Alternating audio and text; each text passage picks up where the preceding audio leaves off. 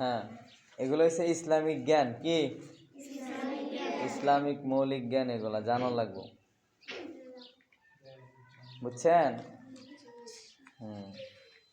যদি কয় কোরআন শরীফ নাজিল হয়েছে কয় বছরে, কি কই ভাই? হ্যাঁ, 23 বছরে নাজিল হয়েছে। 23 বছরে, 23 বছরে নবীজির কাছে নাজিল হয়েছে। 23 বছরে ওহির মাধ্যমে, কথা নাই।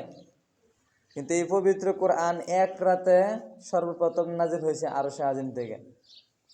আল্লাহ এক রাতে নাজিল করে প্রথম আসমানে নাজিল করেছেন। প্রথম আসমান থেকে জিব্রাইলে যেদিন যতটুকু দরকার ততটুকু করে নবীজির কাছে নিয়ে আইছে। 1 লাইন 2 লাইন 1 আয়াত 1 সূরা, এভাবে 23 বছর লাগাতে নবীজির কাছে নিয়ে আইছে জিব্রাইলে। কিন্তু পুরা কোরআন কিন্তু একবারেই নাজিল হয়েছে। এটা আল্লাহ নাজিল করে প্রথম আসমানে রেখে দিয়েছেন, বুঝছেন? আর নাজিল হয়েছে কোন দিন? শবে কদরের রাত্রে, 27-এর রাত্রে।